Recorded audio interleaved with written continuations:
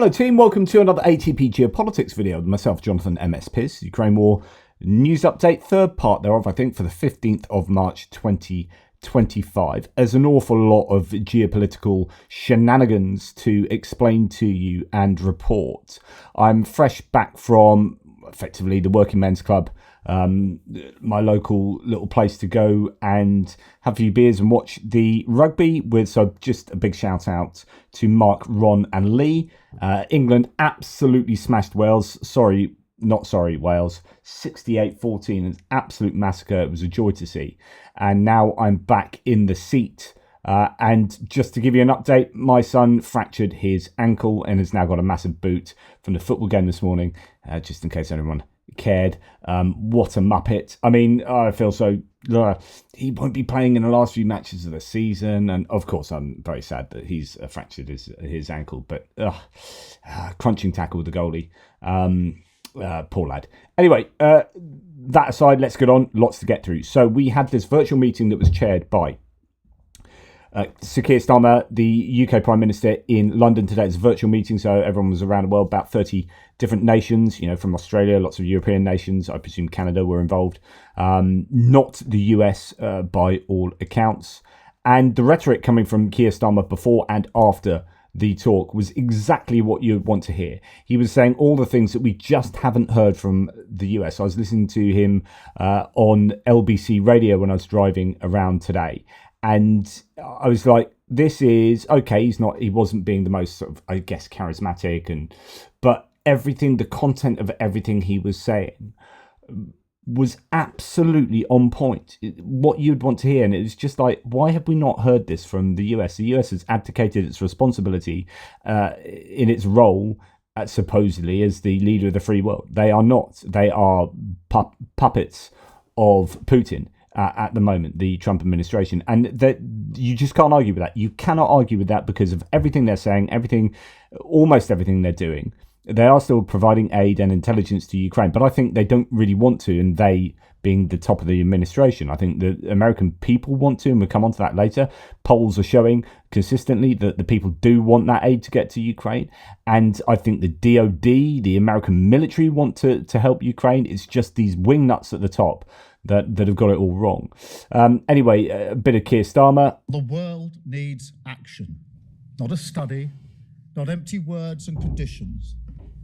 So my message is very clear. Sooner or later, Putin will have to come to the table. So this is the moment. Let the guns fall silent. Let the barbaric attacks on Ukraine once and for all stop, and agree to a ceasefire now. And let's be clear why this is so important. Russia's appetite for conflict and chaos undermines our security back here at home in the United Kingdom. It drives up the cost of living. It drives up energy costs. So this matters deeply to the United Kingdom. That is why now is the time to engage in discussion on a mechanism to manage and monitor a full ceasefire, and agree to serious negotiations towards not just a pause, but a lasting peace.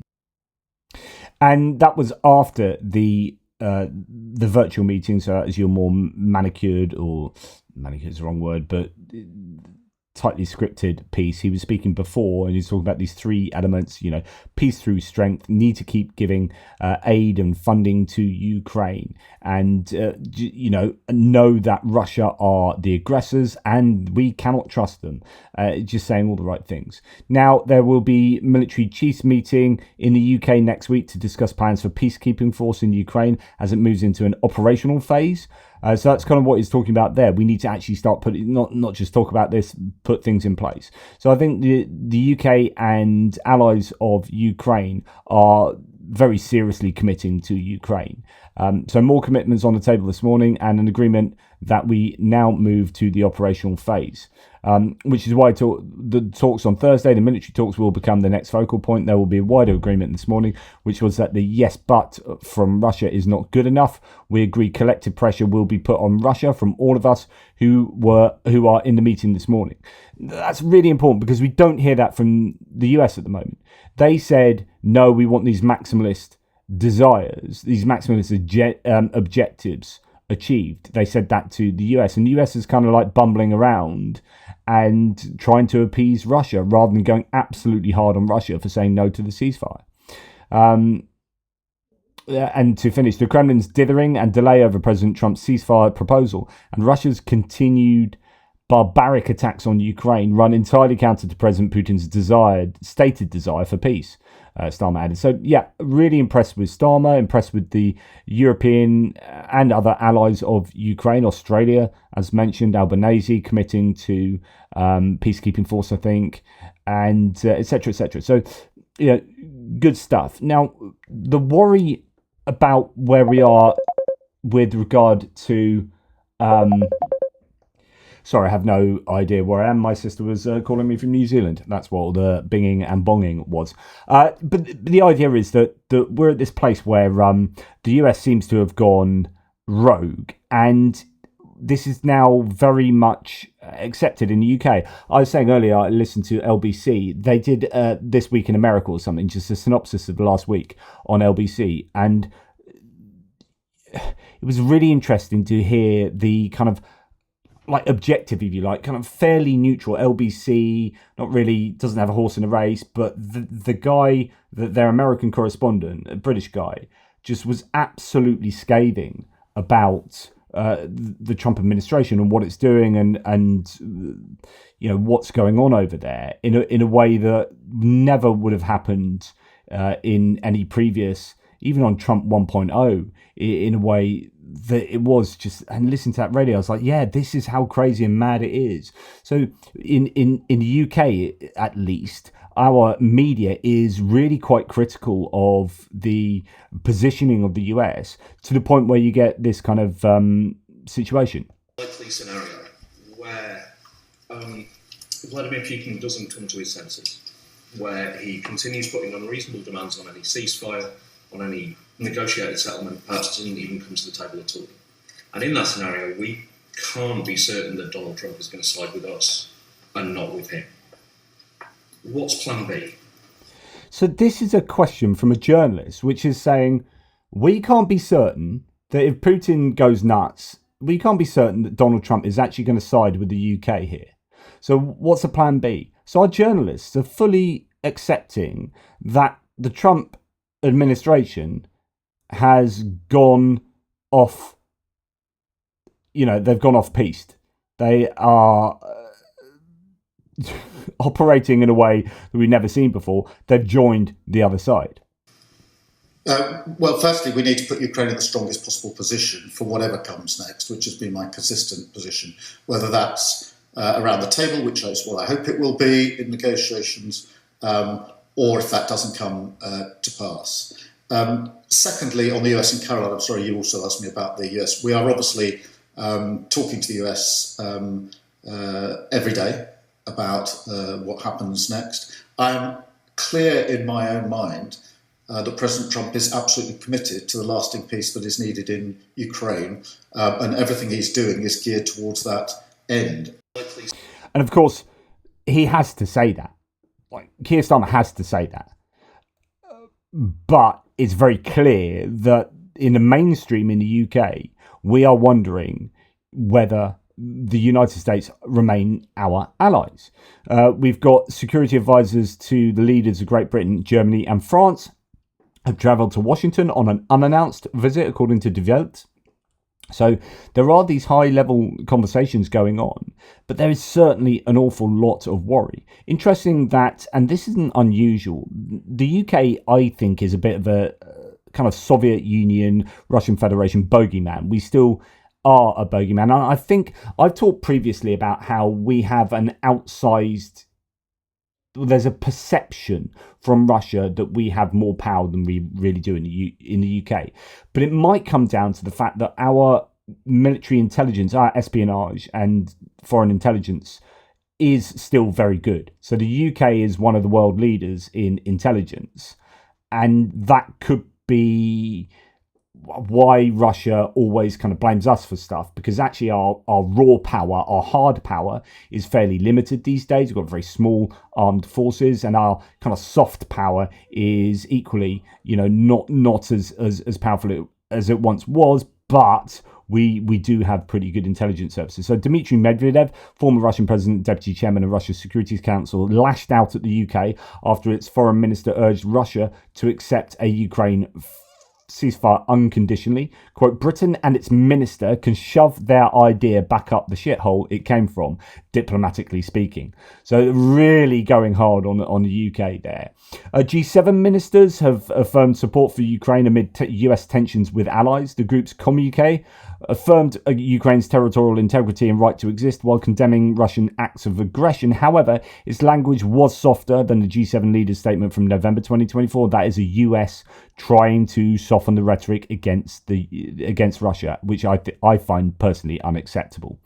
Deputy Prime Minister for European Integration for Ukraine has announced that Ukraine's EU membership in 2030 is effectively confirmed. The credibility and seriousness of this intention are demonstrated by the fact that the EU budget for 2026 to 2033 is being prepared with Ukraine's potential membership in mind. That is a massive, massive step. German Chancellor in waiting Friedrich Merz said, quote, it's a clear message to our partners, but also to the enemies. We are capable of defending ourselves, and we are now fully prepared to defend ourselves. Germany is back. Germany is making its major contribution to the defence of freedom and peace in Europe. So I did mention that before, but that's a larger quote around it. And it's this idea Germany is back and we are spending big time on defence. So Germany are going to be featuring a lot, geopolitically speaking, as they have done already, but even more so, arguably, than they have done going forward in European politics and politics concerning Ukraine. China is ditching Russian oil. Sanctions are hitting hard, according to Nexter. China's biggest state oil companies are cutting ties with Russian crude over US restrictions. Sinopec and Zhenhua Oil have halted purchases entirely, while PetroChina and CNOOC have scaled back imports for March. Meanwhile, shipping times of Russian oil to China have surged 7 times since January, squeezing Moscow's energy exports. So they're taking an awful lot longer to get from A to B, where B is China. And China is just not buying nearly as much. Gazprom feels the pain too. So in terms of gas, CEO Alexei Miller just signed off on 1,500 job cuts, as I reported yesterday, at the company's HQ, as Russia struggles without European buyers. Sanctions are working, particularly these kind of secondary sanctions with regard to countries like China and indeed India. Now, Canada's Liberals have gone from 19% in December 2024 to 50% in March 2025. An insane 31% swing. Donald Trump seems to have gifted them the biggest resurrection seen in the last 2,000 years. And by the way, I wrote a book on the purported resurrection 2,000 years ago, just in case anyone wants to know. Damn good book, if you ask me. The Resurrection, a critical examination of the Easter story. Just in case you want some biblical exegesis there and some historical analysis. That's your book. So I'd contest that resurrection actually happened 2,000 years ago, but I don't want a religious argument now. In my opinion, says Chris Owicki, it's a big warning light for any right-wing party outside the US that's seen as getting too close to Trump. And it's fascinating, like what a resurrection this has been. So the Liberal Party under Justin Trudeau were done for. Pierre Poilievre was going to win. But now you've had this massive turnaround. Donald Trump appears to be on the verge of bringing Canada's Liberals from a landslide defeat to a landslide victory. Latest Liaison Strategies poll has been modelled out with the Liberals taking 188 seats, up 28. Conservatives, 129, up 10. So the NDP, which is another Liberal party, has taken a bit of a battering there. And that's where a lot of the, and BQ as well, a lot of the gains from the other two parties are coming from. It would mean there was a Liberal Party majority government, and that's a huge turnaround from what people are expecting. And I don't know if this is just sheer serendipity or whether it has been planned, but there's a French nuclear attack submarine that's arrived in Canada, in Halifax in Canada, I wonder if that is a bit of a chess move by the French there. Also worth noting that Tesla is under investigation in Canada. It's under investigation in the US, or at least was until they took control of the government and stopped all the investigations. Is accused of scamming $43 million from Canada's electric vehicle rebate program. A suspicious spike in sales in January saw Tesla collect $43 million in Canadian subsidies for EVs. Minister of Transport Canada is investigating Tesla after a mountain of suspicious rebate requests were filed in the final 3 days of Canada's IZEV government incentive program, so on and so forth. So interesting that Tesla could be under a bit of an investigation there. Now, goodness me, lots is happening in Eastern Europe. So these are some visuals from Serbia, Belgrade. This is prepping for today's protest. So this is 2 nights ago, I believe. And there were huge numbers of people getting ready. So now's the time to knock down this regime, says Jane Kiev, while it's weak, not prop it up by forcing Ukraine to a bad peace. Putin's global web of colonies and protectorates continues to unravel despite the US still not getting the memo. Now, that has then turned into a huge set of protests today. The situation in Serbia's capital, mass anti-government protests continue in Belgrade. I think originally kind of the students were big on this and the young, but it's now like it looks to be massive. Largest street protests in the history of Serbia just started in Belgrade. Hundreds of thousands of students and their supporters have gathered to demand the resignation of Vucic. And my goodness, it has got mahusive. I'm going to just turn the sound down to this a bit.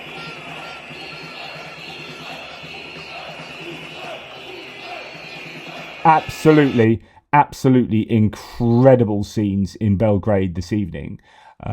Just phenomenal. Seas and seas of people. Indeed, large demonstrations in Belgrade and Budapest, and we'll come on to that in a second.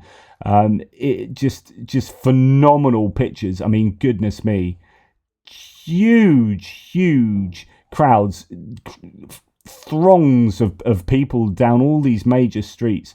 Absolutely incredible. And then we hear there's a massive opposition rally taking place in Budapest in Hungary as well. So Hungary in the EU, Serbia not in the EU.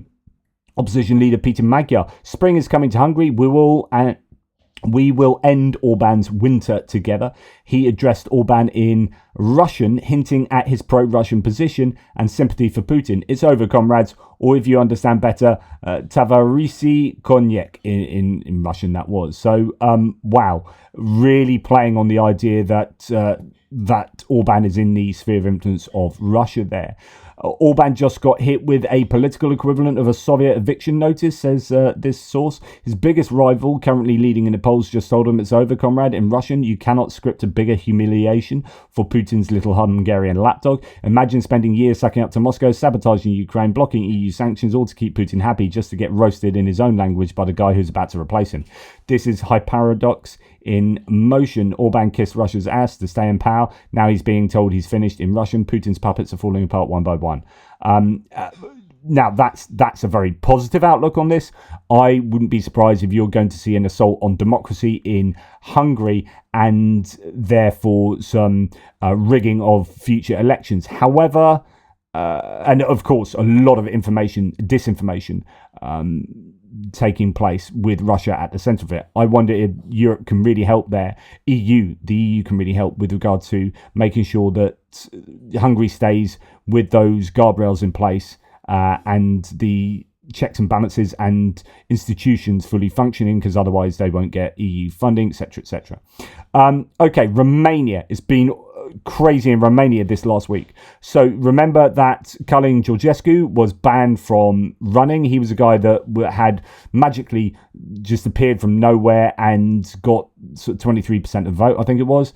And then they saw that there was loads of Russian activity on TikTok that was supporting that. So they cancelled the elections, postponed them, and then he's been banned. Then the former Polish Prime Minister, so this is a PIS guy, the Law and Justice. So at the moment, you've got not Law and Justice in coalition government or on their own, even in government, but you do have Andrzej Duda as the Polish president who's a member of the PIS, the Law and Justice Party. Now, the Prime Minister, who was the Prime Minister, is a chap called Morawiecki. If I pronounce that correctly. He went to Romania to campaign for an extremist pro-Russian party. So with friends like this, who needs enemy? Effing surreal, says Darek Tinas, who's a really good source for Romanian stuff. So former Prime Minister of Poland is now in Bucharest campaigning for the pro-Russian party AUR. Disgraceful, a blow in the face of most Romanians who love Poland. AUR is strongly opposes to any type of help for Ukraine, military or otherwise, and in the past 5 years has brought dozens of pro-Russians in the Romanian parliament which were voted on the party's list. AUR is also the party that supported Călin Georgescu, the famous pro-Russian, pro-fascist, with whose connections to paramilitary groups are connected to Russia and Wagner. Sorry, English is not perfect here. That didn't stop Morawiecki from showing up in Bucharest today to disgrace himself and Poland in the eyes of a majority of Romanians. And so on and so forth. That's a real letdown because the Law and Justice Party has broadly been very much in support of Ukraine, and this would be sort of going against that. But then we heard in Romania, it appears that Kremlin's found its next candidate, Anton Pizaroglu. So he's gained nearly 75,000 followers and over 900,000 likes on TikTok in just 2 weeks. His Wikipedia page was created today, says Pekka Kaljuniemi. Incidentally, Russia's former candidate, Călin Georgescu, also had his candidacy primarily promoted on TikTok, where he amassed tens of millions of impressions in just a few months. Okay, so something seems to be going crazy with these candidates again. Then we heard that Romania is really showing the world how to prevent Russians from seizing control of government, how they've eliminated 2 of Moscow puppets in just inside a week. Now, this is Romanian, one of the other far right or Romanian nationalist politicians who was running as well and who would have been pro-Russian. The Romanian Electoral Commission has banned Diana Sosoaca. Now, I think she's spoken in the EU a number of times and is an absolute mentalist, as you can see from that picture. With a kind of dog's muzzle on her face. A completely unhinged, openly pro-Russian candidate that routinely spends her weekends in the Russian embassy. She's been banned from running in Romania's upcoming presidential race. That is her. And there's the reason behind the ban. I won't go too much into the details. But it really is pretty crazy at the moment. And then the Kremlin-backed candidate we just heard about, Anton Pizaroglu, so not her, but another one, has just dropped out of the Romanian presidential race, calling it a, quote, sham. Like cockroaches, they scurry away when exposed to light, says Pekka Kaljuniemi, in response to his tweet that we read about this guy earlier. Okay, so it looks like 3 of those pro-Russian candidates have dropped out. The only worry I'd have is if you coalesce around one candidate, then they're going to get more votes rather than splitting the vote. I don't know if that's an issue. But then tonight, thousands of people are flooding Bucharest in Romania. So you've got Belgrade, Budapest and Bucharest. Here we have Romanians with EU flags and a crowd surging in size every few minutes to chant and tell the world that Russian attempts to be damned. Romania is Europe now and always. Says Darek Tinas, quoting from one of the speeches, I would like you to think of our brave neighbours who are heroically fighting to keep Russian barbarity away. They're resisting theirs so that we can enjoy a free Europe. Ukraine deserves our gratitude and help. Let it be heard all the way to Kiev that we are with them, said one speech in Bucharest. So that's absolutely fantastic and really good to see that support from Romanians there, because it's going to be a pretty dicey presidential election now. Right, now we're going to move on to peace negotiations and then the US more explicitly, but this will mainly be about the US. Trump has continued to make unilateral concessions to Russia. We're hearing remains to be seen what, if any, concessions the Russians have made.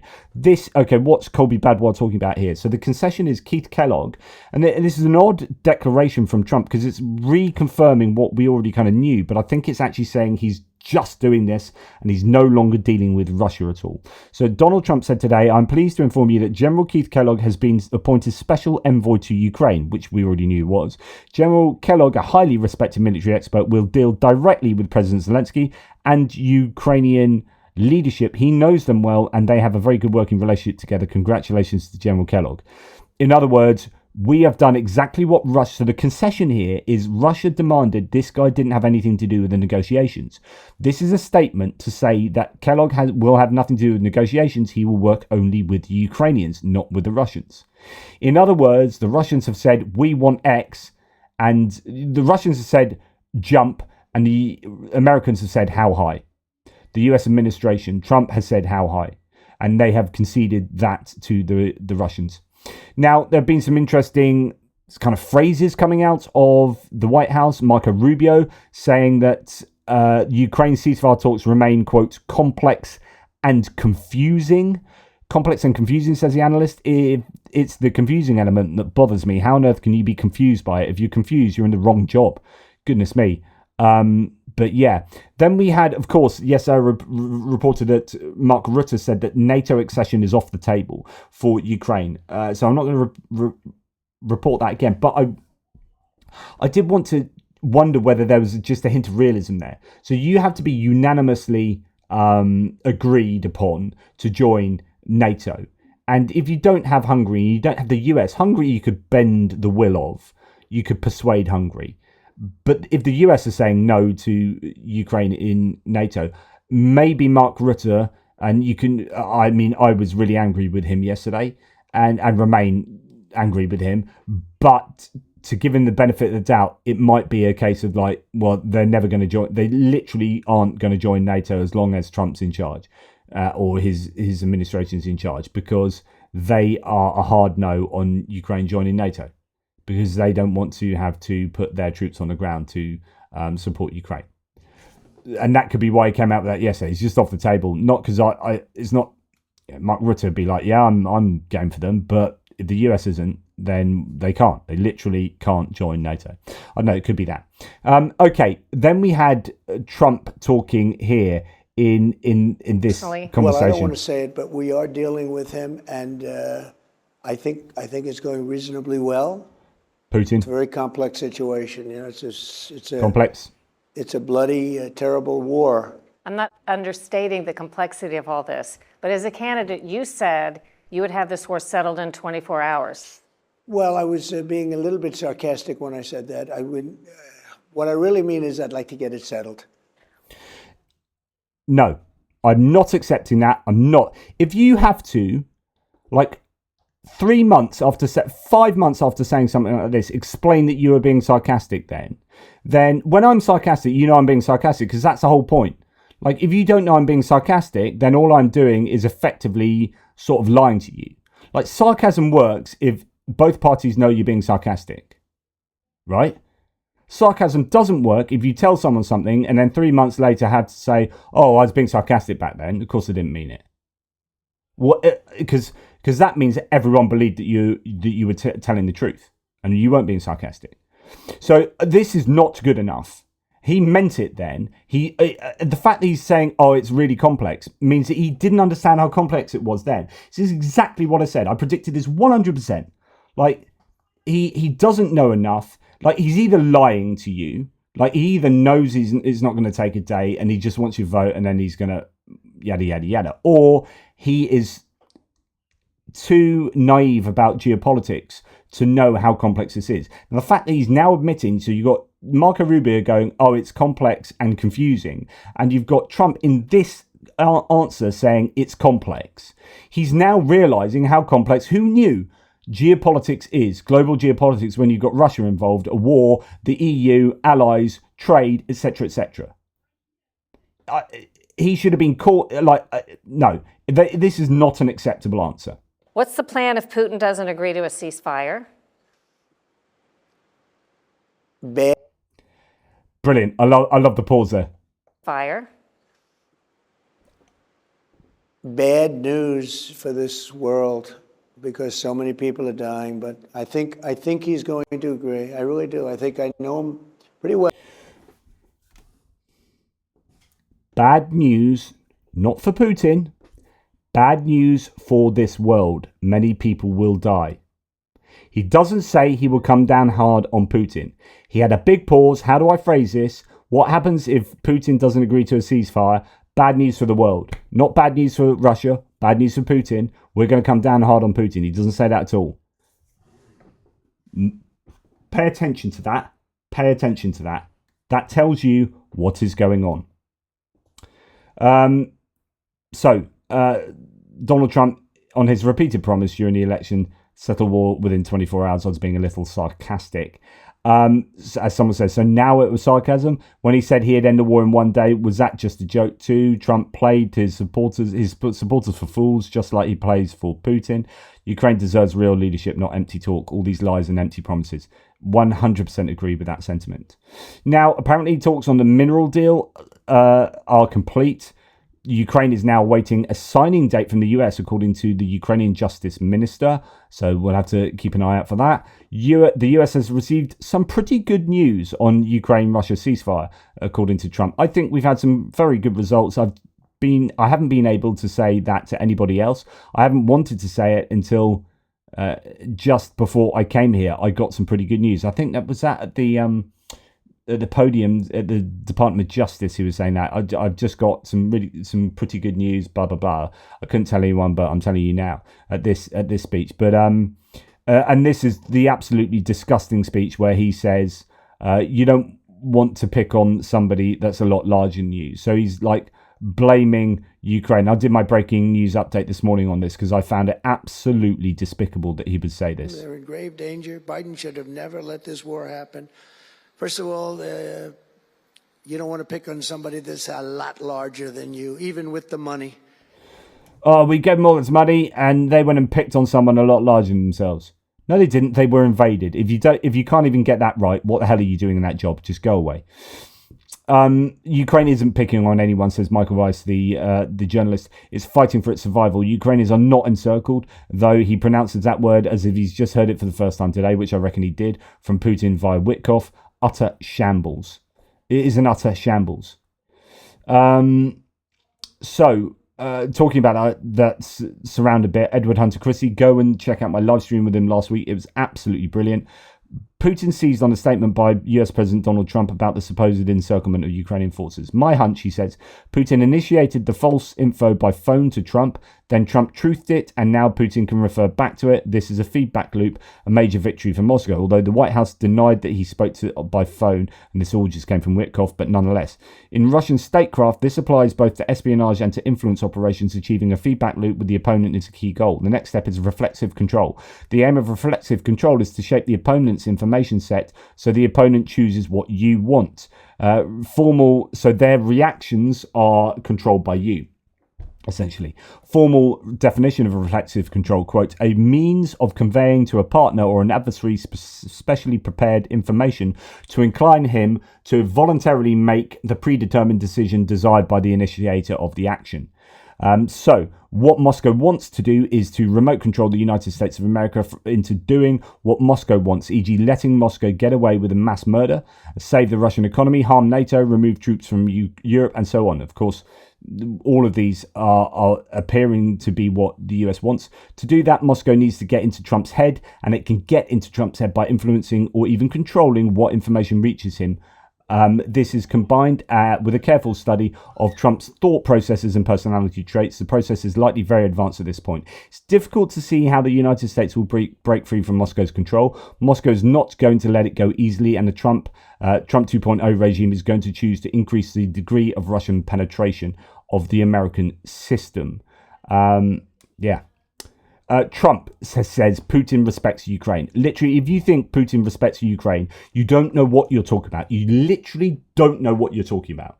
How can you say he respects Ukraine when he's done what he's done to Ukraine? He's murdered and tortured and stolen people from Ukraine. It's disgusting that Trump would say something like that. According to him, the US has received very good responses from Russia and Ukraine to ceasefire proposals. It's just heinous.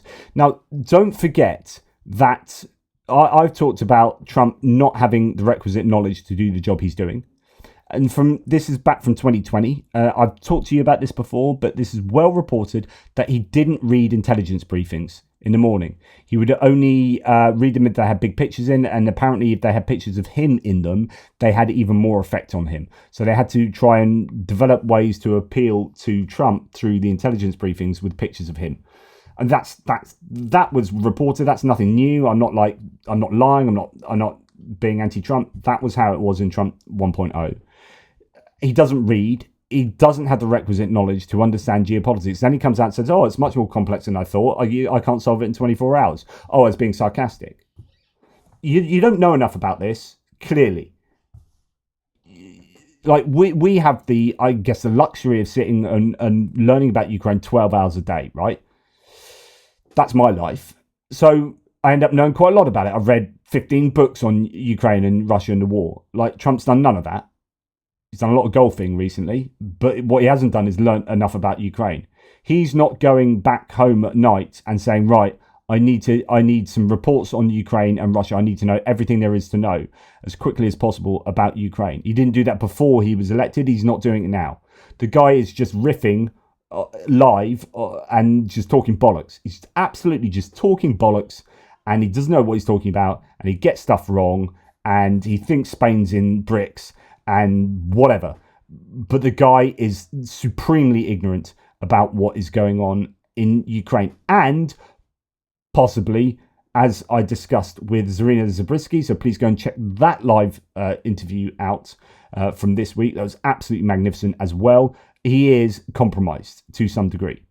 Right, I've talked to you about this, that Grok, the AI engine on Twitter, on X, it's Elon Musk's AI machine. And you can argue some people like Scott Galloway and Kara Swisher were talking about how really what's going on with what Elon Musk is doing is about getting information. The last big amount of information that he needs is the American public.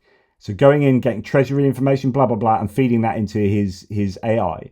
You could argue there are people who are arguing Doge, everything that's going on with Doge, what's really going on is information. It is about information that gives his AI a competitive advantage over others. Now, given all that, it's interesting that you plug in, all the data on the internet, and you ask Elon Musk whether he's compromised. Grok tells you there's a 75 to 85% chance he is. Even Jimmy Kimmel's talking about this. Elon's own AI engine, which is called Grok, to answer the following question. They wrote, what is the likelihood from 1 to 100 that Trump is a Putin-compromised asset? Use all publicly available information from 1980 on. And this is the response from Elon's AI. Weighing the decades-long, opaque, and substantial financial ties, intelligence suggesting Russian intent, and Trump's unwavering refusal to criticize Putin despite attacking allies, tilt the scale. The lack of transparency, e.g. hiding tax returns, seizing interpreter notes after Putin talks, amplifies suspicion. No smoking gun proves direct control, but the useful idiot scenario, where Trump's ego and debts make him unwillingly pliable, fits the evidence, adjusting for uncertainty and alternative explanations, i.e. ideological alignment or naivete. I estimate a 75 to 85% likelihood Trump is a Putin-compromised asset, leaning toward the higher end due to consistency of his behavior and the depth of his historical ties. Well, I mean, if that's good enough to fire somebody, grok him up, because... So, and Grok says, I'm actually inclined to believe the higher end of that. So 85%. There's an 85% chance that he is compromised. And there you go. And that's what we went through the other day. Now, Boris Johnson, who's otherwise been a big fan of Trump, has said, I trust and believe Trump will hit Putin with every shot in the locker. He can't let the world think he's lost to a cowardly mass murderer. Boris Johnson, very clever here, hoping that Trump would read this. I don't know if he would. But saying, look, Trump will do the right thing. I know he will, because he won't like to think he's lost to a cowardly mass murderer, which is goading Trump to do the right thing so that he doesn't see himself perceiving to lose to Putin. So that's quite clever there of Boris Johnson. Now, Michael McFaul, the former ambassador to Russia from the US, says Trump's list of concessions to Putin includes 1. Ukraine cannot join NATO. 2. Ukraine must give up territory to Russia. 3. No new military aid to Ukraine. 4, sorry, he's got numbers wrong here, there's even more. 4, US forces will not participate in a peacekeeping mission in Ukraine. 5, cutting USAID assistance for Ukraine and for Russian civil society and independent media operating in exile. 6, restoring diplomatic relations with Moscow. 7, voting with Russia, Belarus, North Korea, and a handful of other rogue autocracies at the UN on a resolution condemning Russia's invasion of Ukraine. And 8, hinting that sanctions could be lifted. And yet Putin still won't sign the ceasefire. He wants more concessions. Maybe it's time for a tougher diplomatic strategy, President Trump. Stop giving him stuff. It's about time you man up and actually do something on behalf of Ukraine and not just Russia. Now, I played you this Sean Hannity, Mike Walls interaction where, and I didn't call out this part of it enough. I knew it's there, but I didn't explicitly doing this. So this is where they were talking. I think it was Sean Hannity that says giving back, or no, it might be Mike Walls, giving back the Donbass or areas heavily populated by Russians. It's a real issue because actually no areas, well, certainly before 2014, were populated by Russians. These are Ukrainian areas. And if they are populated by Russians, they have been brought in to skew the demographics. So this person, Maxim Borodin, just goes through all of this detail as to how egregious that claim was. Are you effing kidding me? Before the Russian occupation, there were no areas in Ukraine heavily populated by Russians. All people living in Ukraine are Ukrainians. It doesn't matter what language they speak. If someone from Russia gets a US citizenship, he or she becomes an American. It doesn't matter if he or she speaks any other language, etc., etc. So lots more to add to that, but just that point was pretty egregious there. Right, I've just gone through that one. Now, after all this kind of peace negotiation talk, how about the Ukrainians? We talked all about the US. What about the Ukrainians? Well, actually, they put together a negotiating team formally for peace talks. That includes Andrei Yermak, head of the President's Office, Andrei Sybiha, the Minister of Foreign Affairs, Rustem Umerov, the Minister of Defense, and Pavlo Palisa, Deputy Head of the President's Office. So those are the 4 that are going to be doing the negotiations. And one of the red lines for the Ukrainians is, under any circumstances, we will not recognize the occupied Ukrainian territories as Russian. So they will not sign a peace deal that recognizes Crimea, Donbass, Luhansk, Donetsk, Zaporizhia, Kherson as actual Russian oblasts as per their constitution. Everyone understands that we need to strengthen, says Zelensky, take Ukrainian technologies and invest money in our production, and after the war, open appropriate production. Yes, interesting. So, okay, there's lots to report on what Zelensky said in the meeting today, with the virtual meeting with the that was chaired by Starmer, but I won't go into it.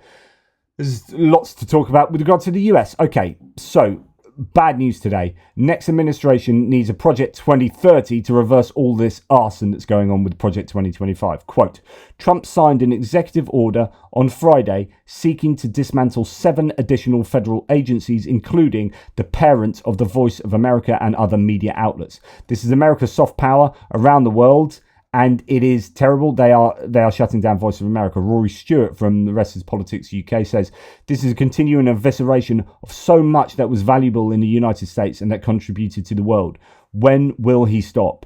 So journalist at Voice of America, says David Enrich, were just informed that they've been put on administrative leave. 2 people are told that this went to all full-time employees, and there's a letter there. From what we can tell, VOA is effectively shut down from this moment. And Chris Owicki says, unfortunately, I think we can soon expect the same for Radio Free Europe and Radio Liberty, which has been an invaluable source of information on the Ukraine war. It has been really good. I refer to it a lot. Silencing the media is, of course, a central part of the authoritarian playbook. There you go. This morning, says Brian Stelter, journalists of Voice of America, the biggest broadcaster within the US Agency for Global Media, are being put on administrative leave. This is giving the keys of power to Russia, to the point where Michael McFaul, again, the former ambassador to Russia, says China won't be defunding CGTN. Russia won't be defunding Russia Today, RT. This is unilateral disarmament. This is the US disarming themselves of all their power, global power. So it goes back to Grok, 85% chance that Donald Trump is not only ignorant, he's also compromised. Prove me wrong. And then Vice President Vance telling Fox News, basically he's just insulting Europe and insulting the biggest allies. Europe is on the brink of civilizational suicide. Countries don't control borders. They restrict free speech. If Germany takes in millions more incompatible migrants, it'll destroy itself. America can't save it. We are seeing the US administration perceive the EU to be an adversary. It's that clear. But, says Representative Don Bacon, a Republican, 68% of Americans want to provide military aid to Ukraine at current levels or higher. They know that Putin is an enemy and that Ukraine is fighting for freedom. So this then feeds into the idea that he must be compromised because he's not really looking at the polls and reflecting the electorate, because the electorate clearly wants to support Ukraine, as according to this particular poll. Now, talking about compromise, this week, Tulsi Gabbard, Director of National Intelligence, who is self-compromised by Russia and Syria, I would argue, had her first brush with controversy as President Donald Trump's Director of National Intelligence when it became known that she picked as her deputy a right-wing podcaster named Daniel Davis. Just like having Dan Bongino as a deputy for the FBI, now we have the deputy for the DNI being another podcaster. By picking Davis, who has no intelligence community experience, Tulsi, this is a kakistocracy when you have people who are woefully underqualified for the jobs that they are doing. It is absolutely incredible. They are just cack. Tulsi Gabbard sought to hire for this important and highly sensitive position a prolific disseminator of pro-Russian messaging. Compromise. Right? Trump is compromised. I would say Vance is just, he's Project 2025 to the hill. Other people in that administration, I would argue, are compromised. People like Michael Flynn. And here we have the two people in charge of the US intelligence. So Tulsi Gabbard and now Davis, who is a prolific disseminator of pro-Russian messaging, who has been embraced by state-controlled Russian media outlets. The United States is sleepwalking into the arms of the Kremlin, the arms of Putin. And then, while sitting next to Secretary General of NATO, Trump says this.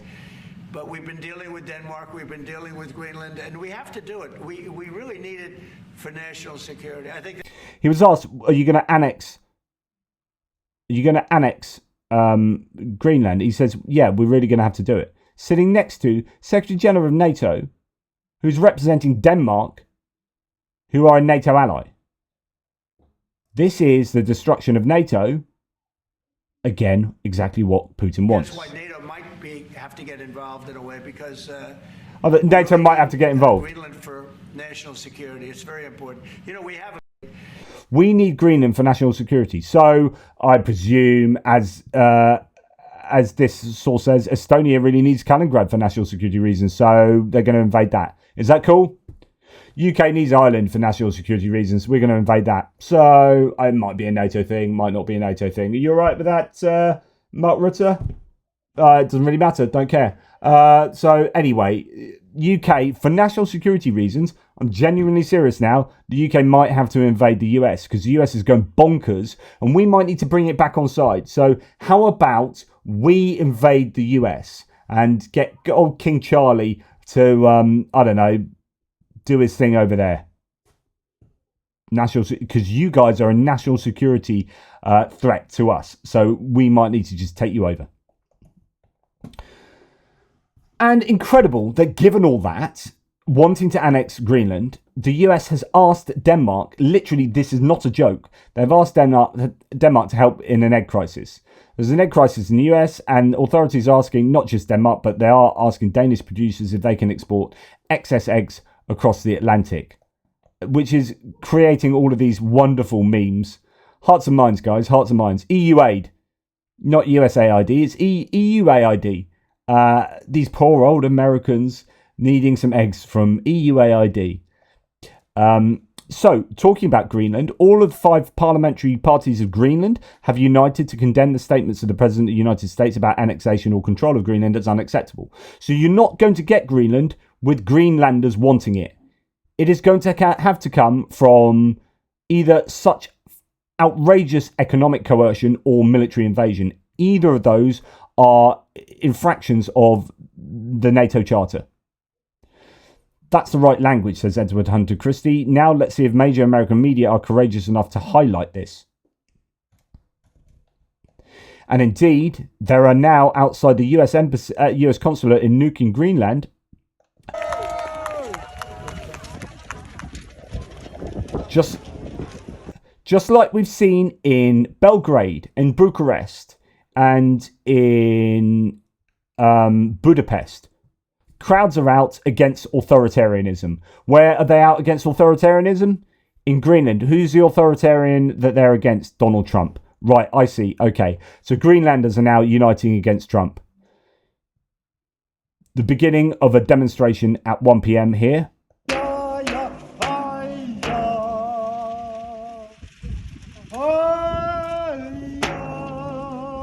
I don't think they appreciate being used as a potential buffer zone. Well, I don't think they like the idea of being invaded by the US, essentially. Now, all this kind of activity is annoying people, and people are starting to boycott the US. People are boycotting Tesla, but the US are becoming pretty unpopular around the world. I'm not going to play you this, but ABC News has got an interesting piece on this cafe where they are now putting their own tariffs on US goods. So Jim Beam, Jack Daniels, they're actually taking some of the things off the shelf, and other things they're putting at Coke. I think they're putting a tariff on Coke, is it? And all of that money they're giving to Ukraine. So that's fantastic. Owners of a rural cafe in New South Wales are taking a stand against Donald Trump and implementing their own form of tariffs on American-made and owned products. Owners, Adrian. So absolutely fantastic. So here they are just doing their bit for Ukraine and giving that money. They've already given several $1,000s to Ukraine, and they're going to raise more through those tariffs to give to Ukraine. So it's absolutely fantastic there. What else are we seeing? It's gaslighting. I keep talking about gaslighting, and gaslighting and threats. So this is Howard Lutnick, the Commerce Secretary for... No, he's not. Yes, he is. He's the Commerce Secretary for the Trump administration. The world, just let us rebuild. America needs to be in charge. Let us rebuild our steel and aluminum domestic production. And when we do that, tariffing our American whiskey, I mean, why is that credible? It seems illogical. So Donald Trump is just reminding the European Union who's in charge.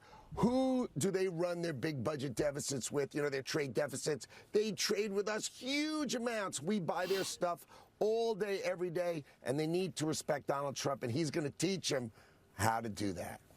They need to respect Donald Trump, and he's going to teach them how to do that. We rule the world. That's what you just heard. That's the American government. We rule the world. You need to respect us, and we're going to teach you to respect us. No, you earn respect. No, we're going to teach you to respect us. That sounds a bit like authoritarianism. Yep, don't care. That's what it is. Who cares? That is where we're at the moment, guys. That is where we are at. And as I say, gaslighting and threats. And by gaslighting, I mean like making people believe things that are outrageously untrue, that are self-evident, that is just so evidently not true, but it's so blatant in your face and all the time, you're thinking, well, maybe it is true. Maybe it is true. That's gaslighting, right? And that's what Donald Trump is doing here. And, by the way, just lying. With Europe, you know, if you look at Europe, take a look at the EU. We're not allowed to sell cars there. It's prohibited because of their policies. We're not allowed to sell cars to the EU. It's prohibited because of their policies. This is an outright lie. Ugh. Also, they're non-monetary tariffs. That's they put. So on and so forth. But the idea that you can't sell American cars here is absolutely rubbish. Like, some cars are not very useful because the streets are much more narrow and much narrower here. So, you know, having massive wide cars that you used to on the big freeways in the US doesn't work so well. But mainly we just don't buy them. Some of them fail regulations, like the Tesla Cybertruck, because it's got too many sharp edges on them in case you hit a pedestrian.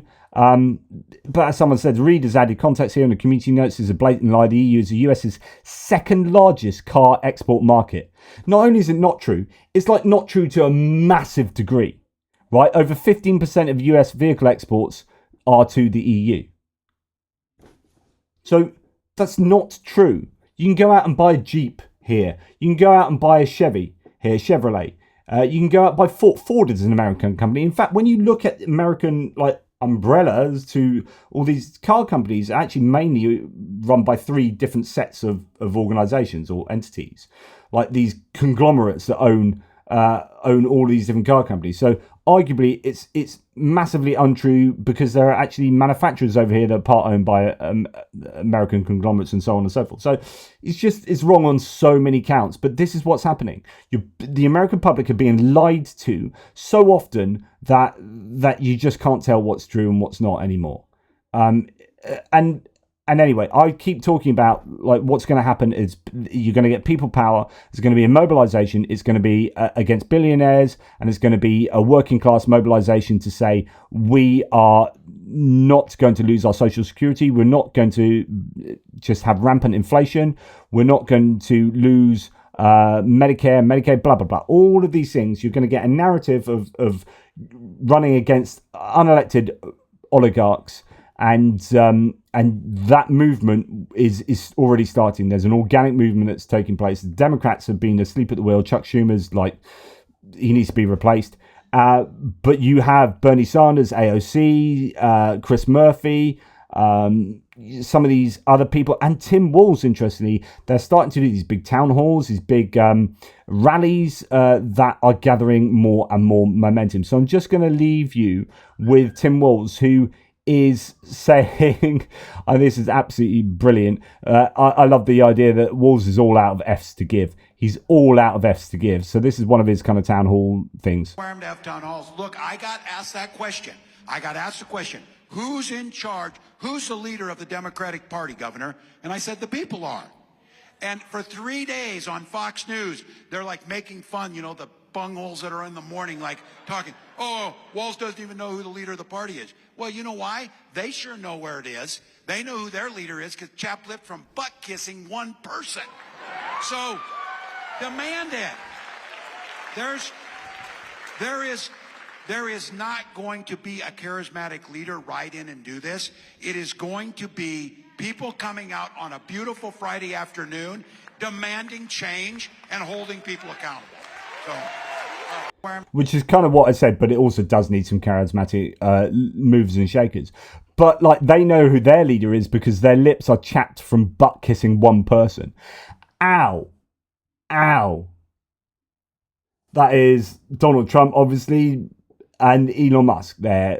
But Tim Walz is going for it, and you're going to see more and more of that, because people are going to get peed off with. And I've got a whole massive US politics video to go through to look at some of the really disturbing things. It's just a infinitesimal fraction of what's the whole plethora of what's going on in US politics at the moment, with the Democratic backsliding and the move towards authoritarianism. It is scarier than you think. It's scarier than you know. There are things that are happening that are just these things that are going on beneath the radar that are deeply, deeply scary. And no matter what side of the political aisle you are on, they should all scare you. If you are a fan of democracy, things are happening in the US that are deeply, deeply worrying. Okay? But I will do that. I've got so much to share with you. I've just got to find time to do it. In the meantime, guys, take care. Really appreciate your support. Please check out the NAFO, the campaign that we're running with Rick the Ukrainian and Roman Trokimets. We're at the moment at 57%. This is absolutely amazing. If you can help out, that would be fabulous. The link is in the description below. Take care, and I'll speak to you soon.